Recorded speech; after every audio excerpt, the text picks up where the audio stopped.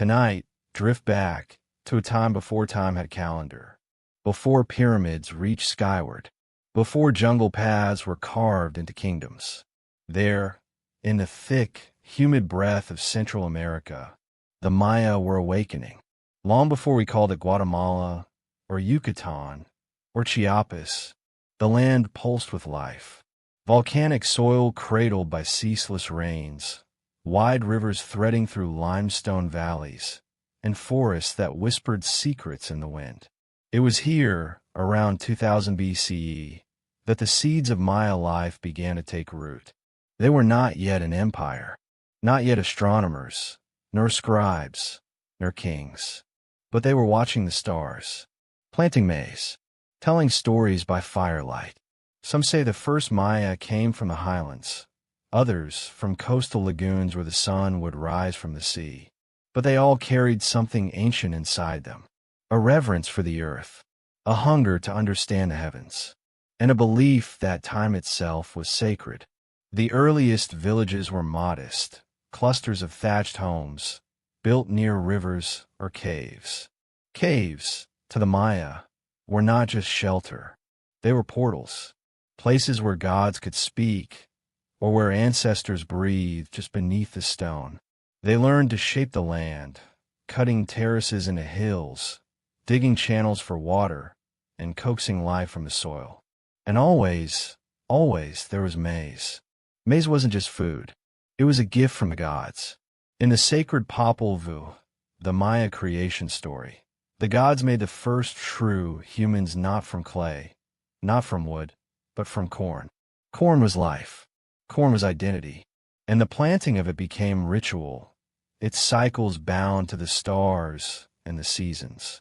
As their agriculture flourished, so did their settlements. By 1000 BCE, larger communities like Nakbi and El Mirador began to rise in the northern lowlands. Here, early temples emerged, platforms of earth and stone, raised above the forest, reaching for the sky. They built with purpose, even if we no longer know what every symbol meant. Steep staircases led to shrines. Wide plazas hosted ceremonies beneath the open sky. There were no metal tools, no beasts of burden, only hands, stone, and will. And still, they created. El Mirador, deep in the Petén Basin, became one of the largest pre-classic cities in the Americas. Its pyramids, buried now beneath jungle, were once the highest points for miles. From those heights, Maya priests could read the stars. And from those stars, they built calendars. Because to the Maya, time was not a straight line. It was a circle. Endings were beginnings, and beginnings were sacred.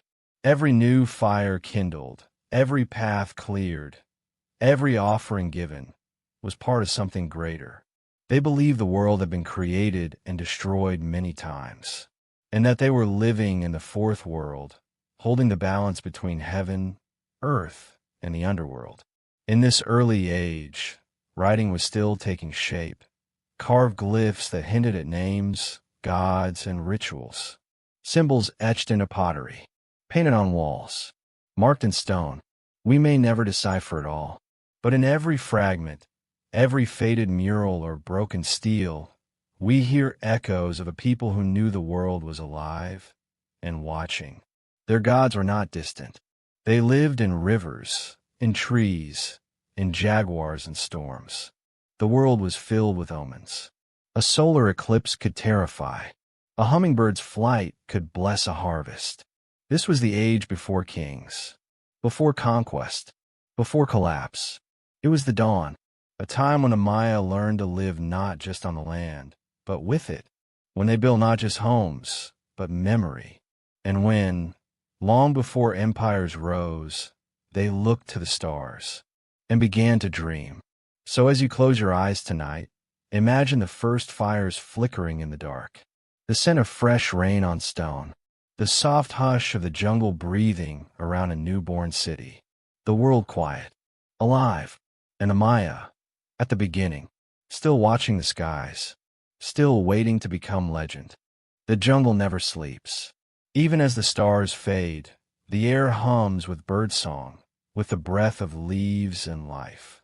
And as the morning mist rises over the lowlands, stone pyramids pierce through the canopy. The Maya are no longer merely settlers. They are architects of a new world. From humble beginnings, their villages blossomed into city-states, each one a kingdom unto itself, ruled by sacred kings and guided by ancient calendars. Where once there were scattered homes and hand-dug fields, now stood plazas, palaces, ball courts, causeways, observatories. And at the heart of each city, a temple. Not just a building, but a bridge between earth and sky, the living and the divine. One of the first to rise was Nakbi, around 1000 BC. But it was El Mirador, deep within the Petan rainforest, that changed everything. It was vast, monumental. Its La Don Top pyramid, still shrouded in jungle today, is one of the largest structures ever built in the ancient world, its volume rivaling even the Great Pyramid of Giza, built without metal, without wheels, only will, hands, and vision. These cities did not sprawl randomly. They were arranged with purpose. The main plaza was aligned to the stars. Temples mirrored celestial movements. The Maya didn't just build with stone. They built with time. Each city had its own identity, its own ruler, called a Kuhulajaw, the Holy Lord. These kings were believed to be descended from the gods themselves. They didn't just govern. They performed rituals, bloodletting ceremonies, spoke with the divine. Their words held cosmic weight. In Tikal, the roar of howler monkeys echoed through stone courtyards. Here, kings like Yakseb, Zook, and later Jasachan Kawil turned the city into a powerhouse, building towering pyramids that kissed the sky and carving their victories into stone stele, where they would speak for generations to come. Copan, to the southeast, became a center of art and culture. Its sculptures were elegant, almost lifelike. Here, scribes developed a sophisticated writing system, a glyphic language of over 800 characters, blending images and sounds. With it, they chronicled births, battles, eclipses, and gods. The past became permanent. Palenque, nestled in the Chiapas Mountains, rose to fame under King Pakal the Great, a ruler whose tomb still lies within the Temple of the Inscriptions, watched over by carvings of the underworld. His reign was long, his vision eternal. Under him, Palenque became a jewel of the classic period. Each of these cities had alliances, enemies, ambitions. Some were connected by Sakbiab, white stone roads that cut through the forest like veins of light, linking cities across the lowlands. Others were locked in constant struggle for dominance. But amid the grandeur and rivalry, life flourished. Maya cities were not only for kings. There were artisans who shaped clay into gods, weavers who spun color from insects and plants, farmers who bent the earth to their will, raising maize, beans, squash, cacao, traders who brought obsidian from the highlands, jade from the rivers, feathers from distant forests. The markets buzzed with energy. Fragrances of chili, honey, and roasted maize drifted through sunlit courtyards. Children played in the shadows of pyramids. Priests watched the skies, marking time. The Maya lived by calendars, 2 of them, entwined like serpents. The Tzolk'in, a 260-day sacred cycle. The Hab, a 365-day solar calendar.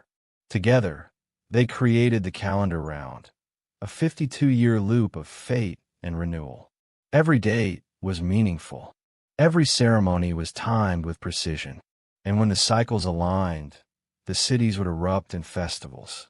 Masked dancers, painted in red and blue, would leap to the beat of drums. Shell trumpets would wail. And beneath it all, in the temple shadows, offerings would be made.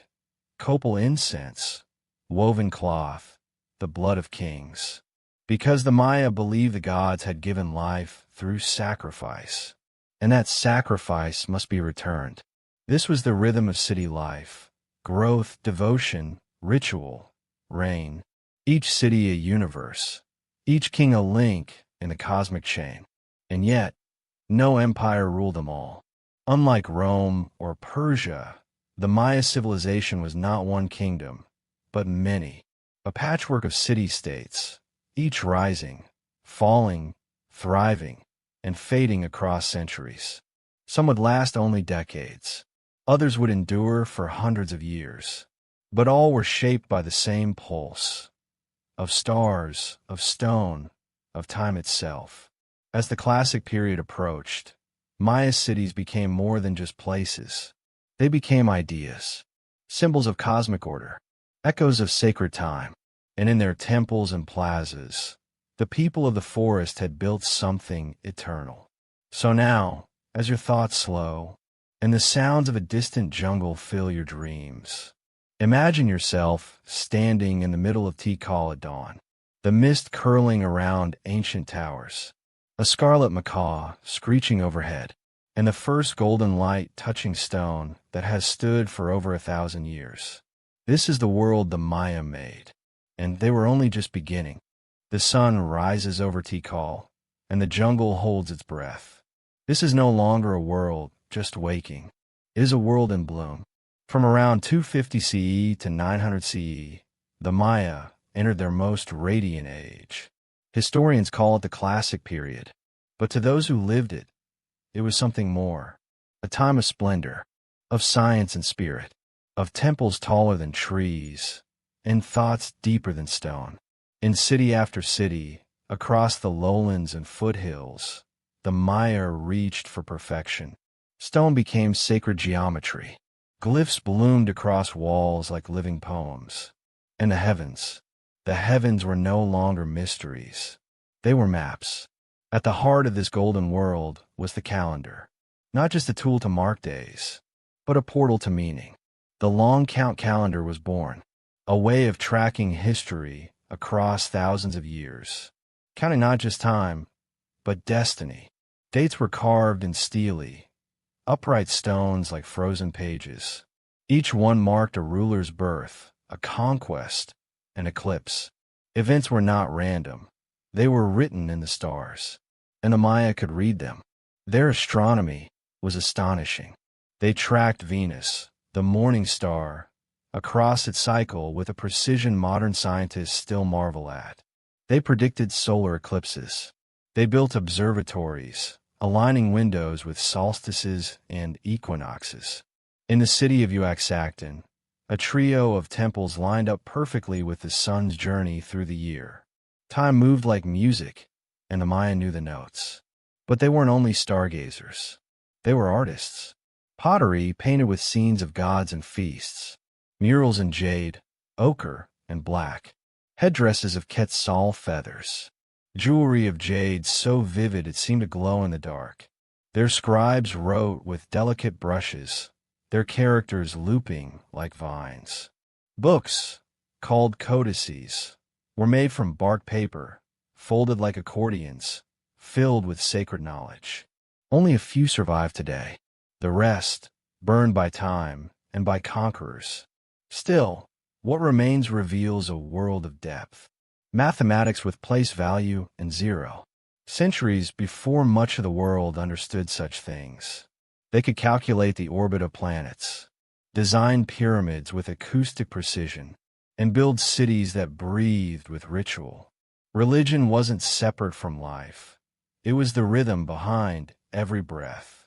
The gods were many, and each wore many faces. There was Itsamna, creator of wisdom, Chuk, who called the rains, Kinichajaw, the sun god, glowing with life, and Zabalba, the underworld, deep and terrifying. To honor them, the Maya built and offered. Temples were carved into the heavens. Ball games, played with heavy rubber balls on massive stone courts, weren't just sport. They were sacred drama. Victories brought honor. Losses could bring sacrifice. And sacrifice was the heartbeat of devotion. Kings would pierce their skin, queens their tongues, letting blood drip on a sacred paper, which was then burned, its smoke rising like a bridge to the gods. In the great city of Calakmul, rival the Tikal, kings planned their ceremonies with lunar precision. Their architects etched history into every facade. Even their tombs were built to echo creation myths, so that in death, a king might be reborn with the cosmos. But this era wasn't only about kings and gods. In quiet homes, beneath thatched roofs, families passed down songs and planting rituals. Farmers shaped the land with care, using milpa farming, rotating crops, letting the soil heal. Villagers carved whistles shaped like birds, taught their children to read the stars. And the stars were generous. Under their glow, the Maya world stretched wide and thriving. Cities from the Yucatan to Honduras traded goods and ideas. Jade, cacao, salt, feathers, obsidian, all flowed along jungle paths and canoe routes. They spoke many tongues, followed different kings, but all shared the same story, a story written in time. But even golden ages cast shadows. As cities grew, so did ambition. Kings sought glory. Wars flared over borders, captives, trade. For now, the light held, but in the flicker of a torch inside a temple, in the hush before a storm, there were signs. Still, tonight, let us stay in the golden hour. Let the drums echo softly through the stone courtyards. Let the incense curl like a dream into the sky. Let the glyphs whisper of a time when the Maya were at their peak, when science and spirit danced as one. So close your eyes and walk once more through Palenque, where rain slides down limestone, and somewhere above, in the observatory, a priest lifts his eyes to the stars and reads the future in their fire. Tomorrow may bring change, but tonight the world is golden. The temples still stood tall, the stars still wheeled above, and yet the harmony had started to waver. By the late 700 CE, the world of the Maya, so full of order, rhythm, and ceremony, began to shift. Like cracks forming beneath polished stone, the signs of change were subtle at first, but they were spreading. The great city-states, once linked by trade and shared belief, began to turn inward. Alliances frayed, old rivalries sharpened into open war, and the kings, once symbols of cosmic balance, now sought power beyond the stars. In the lowlands, Tikal and Calakmul, two titans of Maya civilization, had been clashing for generations. Their conflict wasn't just political, it was spiritual. Each claimed divine favor. Each carved their victories in stone, as if rewriting time itself. Wars were waged not just for land, but for captives, the fuel of sacrifice. To offer a royal enemy to the gods was the highest honor. It meant your power was true, your calendar blessed, your city chosen. But the wars grew frequent and brutal. Cities once vibrant began to dim. Steely, those tall, carved stones that once marked triumph, became silent. No more dates, no more names, just stone eroding in the rain. Some rulers try to hold the center. In Köpen, King Yukit launched great building projects, even as the city shrank. In Dos Pilas, a royal family fractured into rival branches, turning their own blood into battlefield. And the heavens, once guides, began to feel distant. There were droughts, long, punishing seasons without rain. Crops withered, reservoirs dried. The sacred maize, gift of the gods, failed to grow. The people turned to the priests, but the rituals no longer brought relief. The gods were silent. In some cities, rebellions broke out. Palaces were burned, temples defaced. In Cancuin, the king and his court were found slain, their bodies dumped in a sacred pool, a sign that even divine rulers were no longer untouchable. And still, the forest grew. The jungle, always watching, began to reclaim what had been taken. Roots crept into temples, vines coiled around altars, streets disappeared beneath moss and leaf. Yet not all was lost. While the southern lowlands crumbled, the northern cities began to rise. In Yucatan, a new power stirred. Uxmal, Labna, Kabah, and most of all, Chichen Itza. These cities took the wisdom of the old world and reshaped it. Chichen Itza was a city of reinvention. It welcomed new ideas, new gods, and new ways of rule. Its great pyramid, El Castillo, was built to honor Kukulkan, the feathered serpent. Twice a year, on the equinox, a shadow would slither down its steps, a serpent of light and stone. They also built the largest ball court in Mesoamerica. Here, the sacred game continued, but the stakes were higher. Some say the winners were sacrificed, an honor. Others say the losers met death. Either way, the gods demanded blood. And behind the ceremonies, there was trade. Chichen Itza connected to distant lands, trading cacao, obsidian, even salt with peoples far beyond the old Maya borders. Its influence stretched wide, but it was no longer the same world. The unity was gone. Each city now danced to its own rhythm. Some still watched the skies. Others built for war. Still others vanished entirely, swallowed by jungle and time. It was a civilization unraveling and adapting, all at once. The Maya were not one empire, but many stories told at once. Some cities rose as others fell. Some kings ruled while others were forgotten, but all felt the tremors. The age of clarity, of sacred order, was giving way to something more chaotic, more fragile, more human. And yet, even in this twilight, beauty remained. Astronomers still tracked the stars. Artists still painted gods and kings. Families still planted maize beneath the rain. The world was changing, but not ending. Not yet. So as you rest tonight, picture a torch flickering in a darkened temple, a scribe pressing brush to bark paper, recording the final name of a dying dynasty. Outside, the jungle exhales, and somewhere, deep in the trees, a child looks to the stars and wonders what will come next. By the dawn of the 10th century, the jungle was quieter. The great cities, once pulsing with ceremony, color, and song, had dimmed. Not all at once, not with fire and ruin, but like embers fading in the wind. One by one, the lights of the classic Maya world went out. Tikal, Copan, Palenque, Yaxchilan, Calakmul. Their temples still stood, but their kings were gone. Their plazas empty, ball courts overgrown, and the stele no longer carved. To the outside eye, it looked like a civilization had vanished. But the truth is softer, more complex, and still cloaked in mystery. This was not an apocalypse. There were no invaders, no plagues, no single moment of collapse. It was slower, quieter, more like a retreat than a fall. Scholars still search for answers, and perhaps there are many. One is climate. Paleoclimate data tells of a series of long, punishing droughts. Rain failed again and again.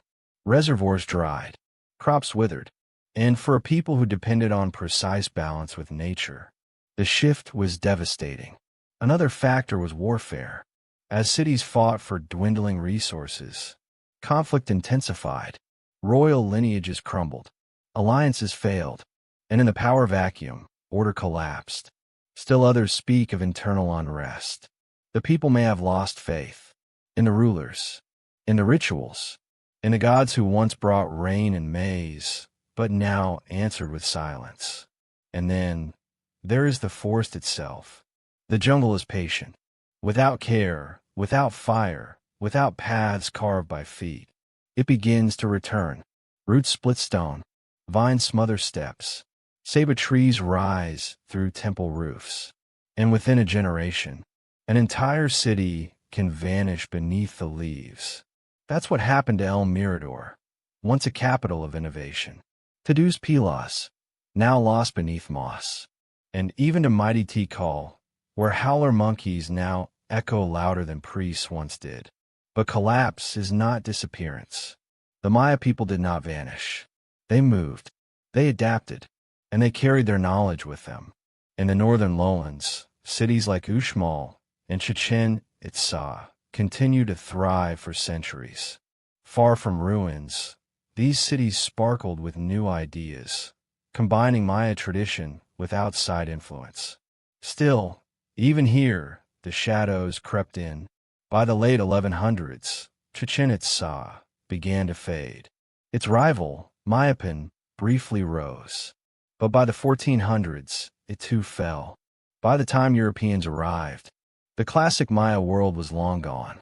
Only scattered cities remained, and the jungle had taken back its throne. And yet, the ruins were never truly silent. They spoke in glyphs, in a layout of temples aligned to stars, in broken pottery, abandoned altars, and carved teeth of royal tombs. They whispered of what once was, and what might still be. Modern archaeologists have uncovered traces of mass graves, of palace burnings, of sudden departures, but also of quiet resilience. Hidden gardens, ritual caves still in use, villagers who remembered stories passed through centuries of shadow. Even today, many of the cities remain unexplored, buried beneath dense canopy, waiting for the forest to release its grip. And the questions remain. Why did they leave? Why did they not return? Why did some cities fall and others survive? There is no single answer, because the Maya were never one people.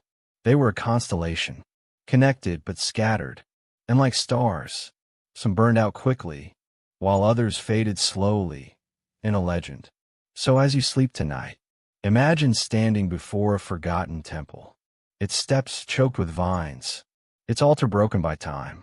The air is thick, the trees whisper, and somewhere in the silence, you can still feel it, the heartbeat of a vanished city. Not gone, not destroyed, just waiting. The jungle hums, but now you hear something else beneath it. Not the echoes of collapse, but the quiet rhythm of survival. Because the Maya story did not end. It changed. It shifted. It moved from stone to skin, from temple to tomb. And it still speaks. Today, over 6 million Maya descendants live across Mexico, Guatemala, Belize, Honduras, and El Salvador. They plant maize, as their ancestors did. They speak languages like Yucatec, Kich, Keki, and Tzotzil, living tongues that trace directly to the ancient glyphs carved into stone. They honor old traditions with new breath. You'll find them in mountain villages, bustling towns, and city markets, wearing hupils, colorful woven garments rich with ancestral symbolism, lighting candles for gods who bear both Christian and pre-Columbian names, walking between two worlds, but rooted in one identity. Their myths endure. The Popol Vuh, once whispered by firelight, still tells of twin brothers who challenged the lords of the underworld, of a world created from maize, of cycles of destruction and rebirth. And their knowledge, long buried, long dismissed, is being rediscovered. Today, archaeologists use LiDAR technology to peel back jungle layers, revealing massive cities, road networks, and ceremonial complexes hidden for centuries. Each new skin tells us the Maya were more expansive, more interconnected, more advanced than we ever imagined. Their mathematics, their concept of zero, their celestial calculations are now celebrated. Their architecture studied, their cosmology respected. And yet, for many centuries, the Maya were misunderstood. Spanish conquistadors saw their temples as pagan. Their books were burned. Thousands of years of knowledge reduced to ash in a single flame. Their people were enslaved, converted, and pushed to the margins. But the Maya spirit did not break, even under colonial rule, even under silence. In the 20th and 21st centuries, Maya voices rose again. Maya poets, Maya scientists, Maya farmers defending sacred lands, elders teaching the stars to a new generation. Activists fight to preserve their language and rights. Scholars translate their glyphs, one symbol at a time. Artists blend the ancient and modern in murals, music, and film. Even the ruins, those haunting cities once thought abandoned, are now sites of pilgrimage, not for tourists alone, but for Maya themselves. They walk among the stones and remember. They leave offerings where their ancestors once bled for the sun. They call out names written in glyphs, and they are answered, because the Maya did not fall. They transformed, just as their calendar turns again and again. So too does their story. A circle, not a line. And you, who listen tonight, you are now part of that circle, part of a story that stretches back thousands of years, through jungle cities and carved altars, through drought and fire and silence, through whispers in the trees, to now. So as your breath slows, and your eyes grow heavy, know this: the Maya civilization lives on, in people and memory, in stars and seeds and stone. They were never lost, only waiting to be seen again. Good night, and may your dreams walk the sacred paths of kings, through temples of time, beneath a sky still watched by my eyes.